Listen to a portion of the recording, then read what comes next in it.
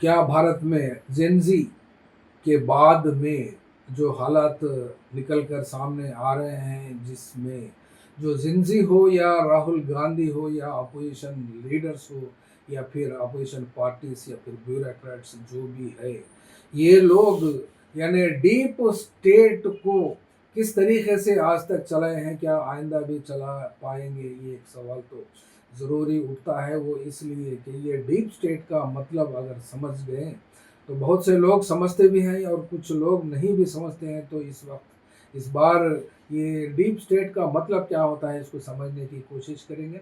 Deep state का मतलब है अदृश्य या गुप्त सत्ता से है, यानी सत्ता में जो पार्ट्स होते हैं, लेजिस्लेटिव, एग्जीक्यूटिव और जुडिशरी, इसके कार्यकाल को तो पब्लिक में देखने को मिलता है, लेकिन गुप्त तरीके से इन लोगों के पीछे जो अदृश्य शक्ति होती है, जो बहुत ही बड़ा और इनविजिबल, जो देखने को नहीं दिखता और पकड़ने को मिलता भी नहीं है, उसी को कहते हैं ये डीप स्टेट।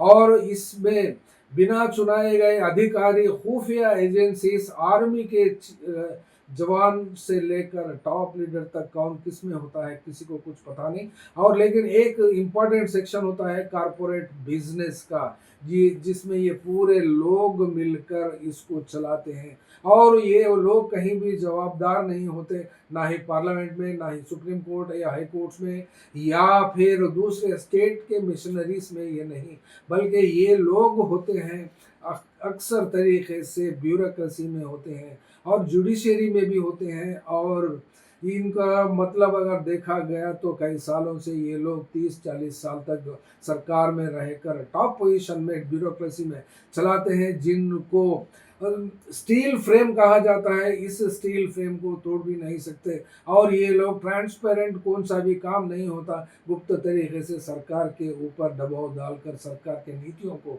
इन्फ्लुएंस करते हैं और अपना मामला चलाते हैं। और इसीलिए डीप स्टेट का रोल हमको ज़्यादा से ज़्यादा अमेरिका जैसे देश में मिलता है। वो इसलिए कि वहाँ पर चलाने वाले और वहाँ पर ये जो डीप स्टेट का रोल को इजीली आइडेंटिफाई कर सकते हैं। लेकिन इंडिया में ये लोग किस तरीके से है और कि कहाँ कहाँ है, अगर बात करते हैं तो फिर जुडिशरी में भी मिलते हैं, कारपोरेट हाउसेस में भी देखने को मिलते हैं। और ब्यूरोक्रेसी और आईबी और रॉ इंटेलिजेंस, जितने भी एग्जीक्यूटिव एजेंसी से खुफिया, इन लोगों का काम होता है। और ये लोग के काम कभी पब्लिक में नहीं दिखते।